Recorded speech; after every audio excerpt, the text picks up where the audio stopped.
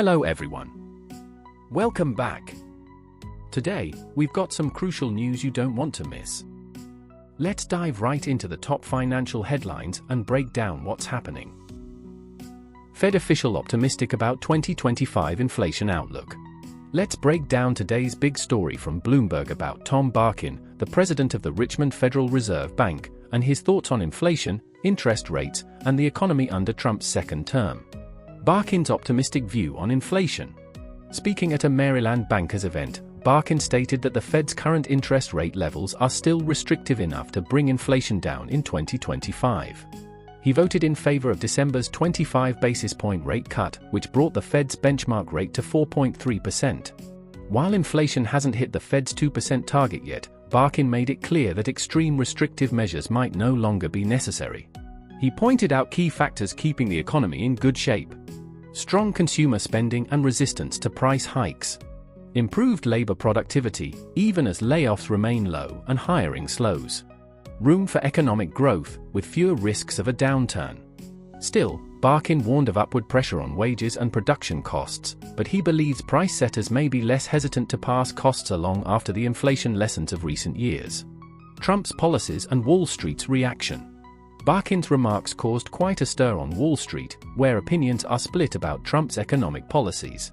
Some feared Trump's tax cuts and tariffs would drive up prices, worsening inflation. Recently, however, more analysts are saying those fears may have been overblown, predicting only mild inflationary impacts. But Barkin isn't just speculating, he's working with the Fed's data-driven insights. His stance that inflation won't spiral under Trump's policies gave Wall Street a sense of relief today, even though final decisions will hinge on broader economic data.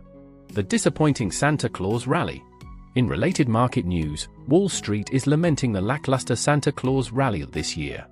Historically, the last 5 trading days of December and the first 2 of January see an average market bump of around 1.5%. But this time, that rally fizzled out. Despite a small rebound today, the overall performance during this 7-day period has been a letdown for investors who usually look forward to this cheerful market trend. It's a reminder that relying on historical patterns doesn't always pay off.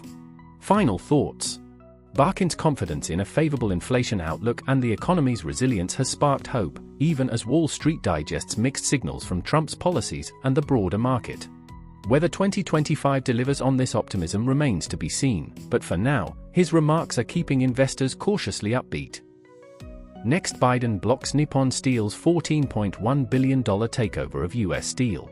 Here's a big one making waves today. President Biden officially put the brakes on Nippon Steel's $141 billion bid to acquire U.S. Steel. This deal, which had been a hot topic for months, has now been shut down over national security concerns, fueling tensions between the US and Japan. Why Biden said no? Biden's statement was pretty direct. He argued that America needs its largest steel producers to stay under US control to safeguard national security and critical supply chains. Allowing Nippon Steel to take over would, in his words, put a major share of US steel production in foreign hands, posing risks to both security and the economy. This decision came after the U.S. National Security Review Committee handed the case to Biden just before a key deadline. On Friday, Biden announced his verdict: no deal. Pushback from the companies. Naturally, U.S. Steel and Nippon Steel weren't thrilled. In a joint statement, they challenged Biden's decision, claiming the process was politically motivated to serve Biden's agenda. They also argued there was no credible evidence linking the deal to actual national security risks. Their frustration is clear. From their perspective, the deal was meant to create a strong steel alliance to compete with China's dominance in the global steel market. Instead, it hit a wall of political resistance. A year of resistance. Biden wasn't alone in opposing this deal. Former President Trump, a 2024 candidate, also stood firmly against it, though their reasons differed. Trump focused on protecting American workers, fearing job cuts if Japanese management prioritized efficiency over employment. Biden, on the other hand, emphasized the strategic importance of keeping America's steel supply chain in American hands. Both sides of the political aisle, and both presidential contenders, essentially agreed on one thing: this deal wasn't going to happen. Japan's misstep. Japan, and especially Prime Minister Shigeru Ishiba, seems to have underestimated how firm the US stance was. Ishiba criticized Biden's decision, suggesting it could strain US-Japan relations. But let's be real, this deal was doomed from the start. The US government had been signaling disapproval all along. So why was Nippon Steel so persistent? Why did Japan's leadership think they could push this through despite clear resistance? It's hard to say, but the outcome isn't exactly shocking to anyone paying attention. Bottom line, this isn't just about steel, it's about control, security, and politics. Biden's move reinforces his stance on prioritizing America's national interests, even if it means rejecting deals that could potentially strengthen alliances. For now, US steel remains firmly in American hands, and the debate over national versus global priorities rages on. Thirdly, South Korea's political drama, impeached President dodges arrest. Let's talk about the latest headline-grabbing chaos from South Korea.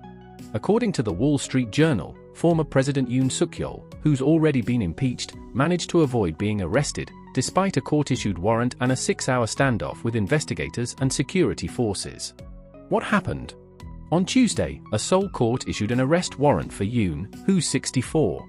But Yoon and his legal team were quick to slam the warrant as illegal and invalid, even calling for an investigation into the judge who approved it. Fast forward to Friday morning, and things got wild at the presidential residence in downtown Seoul.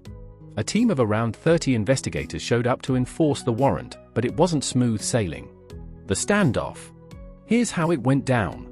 The scene: hundreds of Yoon supporters gathered outside the residence, waving South Korean and American flags and holding signs that read "impeachment invalid."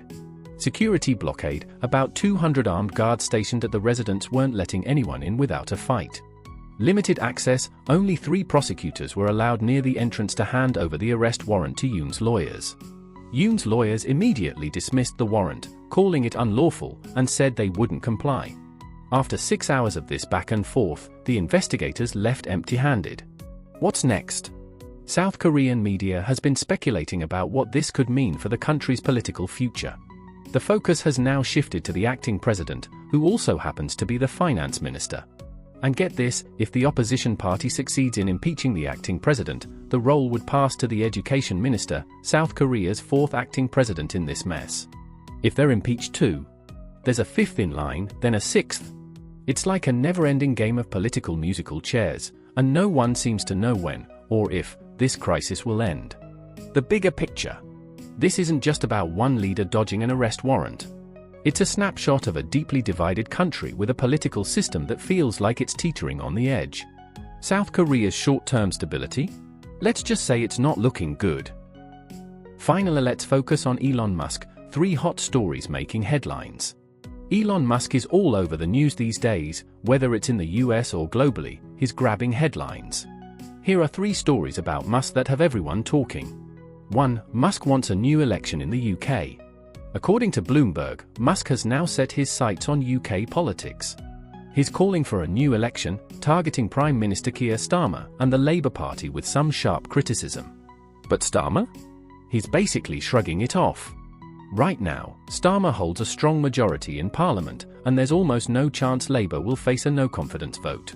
Plus, UK law doesn't require another election until 2029, so Musk's suggestion isn't exactly shaking things up, at least not officially. Here's an interesting twist. Just last month, Starmer and Donald Trump had a phone call where they talked about strengthening UK-US relations. So, now people are wondering, are Musk's attacks on Starmer somehow tied to Trump's agenda? No one's sure, but the timing definitely raises eyebrows. 2. The controversial far-right activist drama. So, why is Musk so fired up about the UK government?